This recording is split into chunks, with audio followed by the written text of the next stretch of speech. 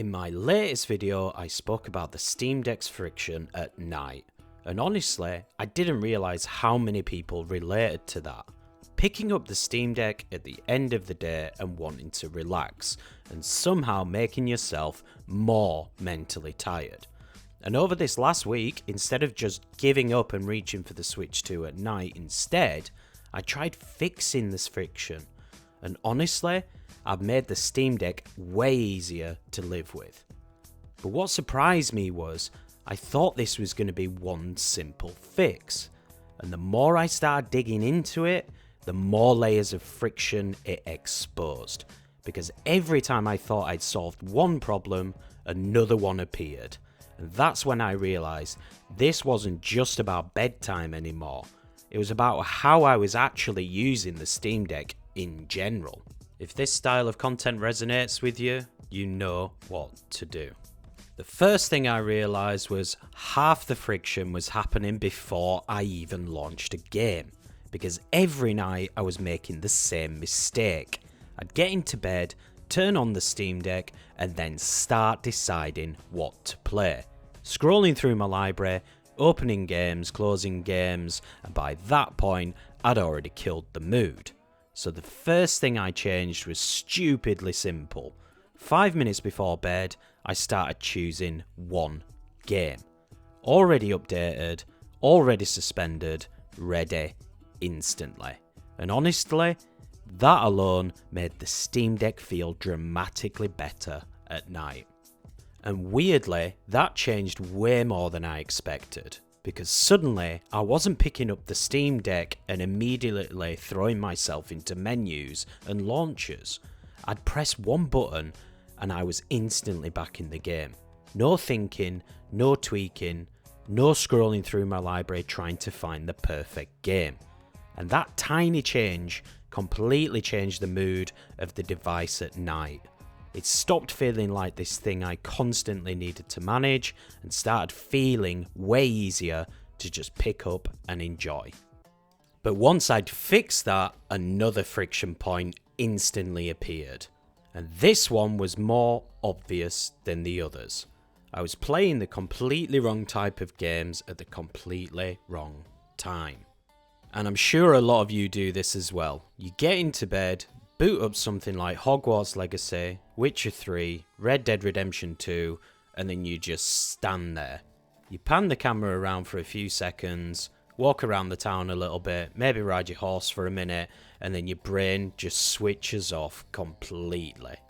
Because deep down, you know what's coming next. A massive mission, tons of dialogue, travelling across the map, managing inventory. It's commitment. And at midnight, your brain doesn't always want commitment. And this is also where the Steam Deck starts to sound like a plane engine coming through the roof like something out of Donnie Darko. Because now you're trying to run these massive AAA worlds while lying in bed next to another human being trying to sleep. So instead of forcing myself to play these huge games at night, I started leaning fully into what the Steam Deck is genuinely amazing at. Indies, 2D platformers, smaller games, faster games, games you can instantly jump into for 20 minutes without mentally preparing yourself first. Lower TDP, quieter fans, less noise, less heat, less stimulation. And weirdly, once I started thinking about the Steam Deck this way at night, I realised I'd actually been making the same mistake during the daytime too. Because not every Steam Deck session needs to become this massive 2-hour commitment. Sometimes you just got 20 minutes before dinner or 20 minutes after work before you start watching something.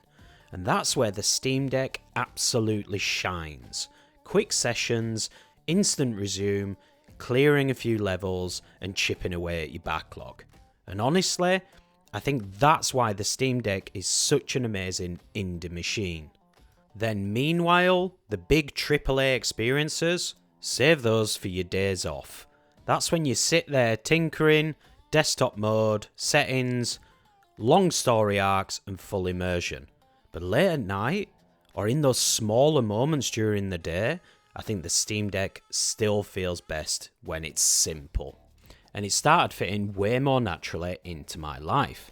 No jet engine fan noise, no massive commitment, no spending 45 minutes riding around Red Dead 2, wondering why I even turned the thing on in the first place. And it's not like games such as Red Dead 2 are bad, it's just playing them at the right time. It's optimizing your timing.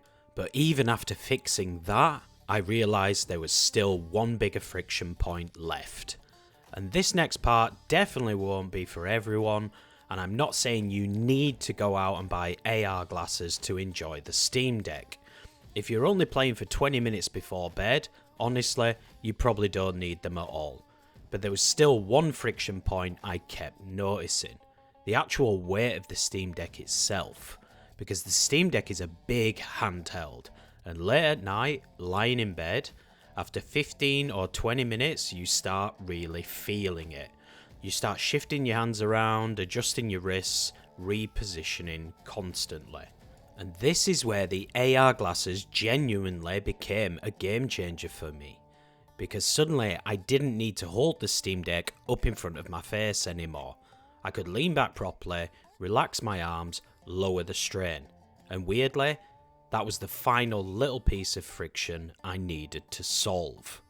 And honestly, I think this is what leads me back to one of my previous videos where I mentioned the Steam Deck is personal. Because you're constantly shaping it around yourself. Around your routines, your habits, your games, and your lifestyle. And something like the Switch 2 is straightforward. But the Steam Deck?